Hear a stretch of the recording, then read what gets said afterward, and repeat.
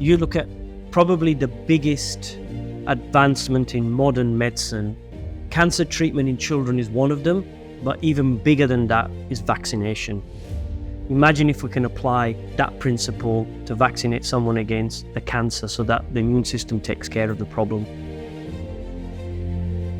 Radiation on a developing brain is very toxic. So you don't see it, smell it, feel it at the time, but its impact is 5, 10, 15 years later, where we have affected the way the cells develop because we've killed also good cells.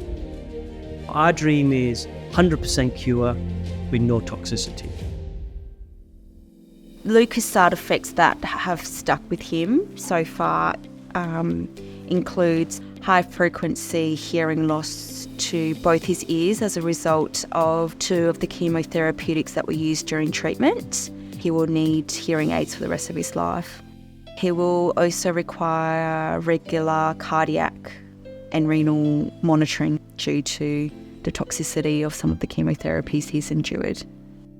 It's as simple as the fact that we need more research into finding better and safer and more effective treatments for these little children.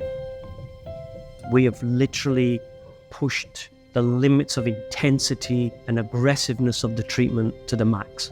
We cannot give these kids any more treatment.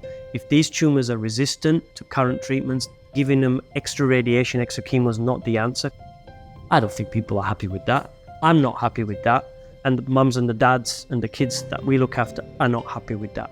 And the only way we're going to change that is through research. The funders really are the backbone of the research that we do. So the Perth Children's Hospital Foundation supports many of our projects. They're one of our most staunch supporters. Always have been and hopefully always will be.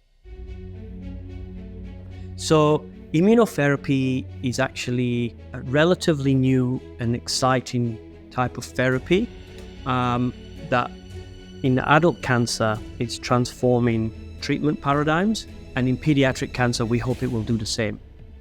In its very simple form, basically using the patient's own immune system to attack the cancer.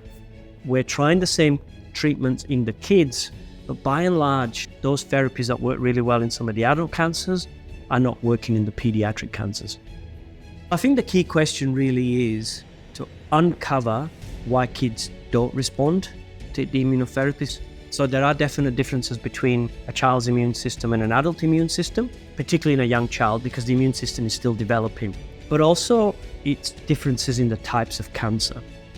2 cancers we picked were the 2 most common cancers, and they're almost at separate ends of the spectrums for survival. So we picked leukemia, which has good survival rates, and it's actually one of the children's cancer types that does respond to some of the immunotherapies that are currently available.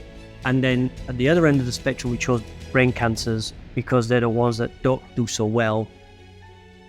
We never understood the enemy cancer cell anything like what we do now, because we now have the technology to actually delve deep into the genome and see where the abnormalities are. So we can hopefully uncover abnormalities and weaknesses in the children's cancers that then we can develop vaccines against that to eradicate the tumours. That is how we're going to cure those that are incurable, and it's also going to, at the same time, lead to less side effects. Hopefully it will lead to practice-changing paradigms for kids in WA, but also all over the world. It could be completely game-changing. Thank you for supporting cutting-edge research. Donate to Perth Children's Hospital Foundation.